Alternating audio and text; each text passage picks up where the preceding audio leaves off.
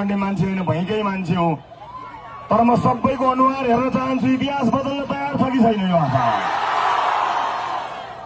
झापा 5 यसपटक इतिहास लेख्नुपर्ने छ, देशलाई न्याय गर्नुपर्ने छ र देशलाई न्याय गर्नेछ भन्ने कुरा मैले विश्वास गरेको छु। आमा बुवा दाजुभाइ दिदीबहिनीहरू, यो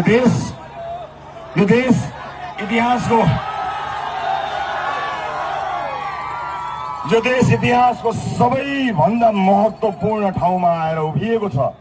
जब जब जनता जागे तब तब देश बचेको छ। मलाई बाआमाहरूले आशीर्वाद दिँदै बाटो बाटोमा रोकेर भन्नुहुन्छ, बाबु यो देश बचाऊ। मैले सुनेको छु। म झापा 5 मा उभिएर भन्न चाहन्छु, बाआमा सुन्नु होला, यहाँ पनि हुनुहुन्छ, यो देश बच्छ पनि र यो देश बन्छ पनि। यहाँबाट निर्वाचित हुने तपाईको उम्मेदवारलाई राष्ट्रपाले भावी प्रधानमन्त्रीको रूपमा अगाडि सारेको छ।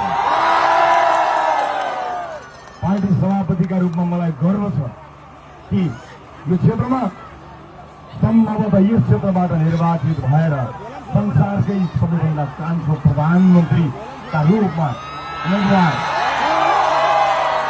बालेन्द्र शाह निर्वाचित भएर जानुहुन्छ।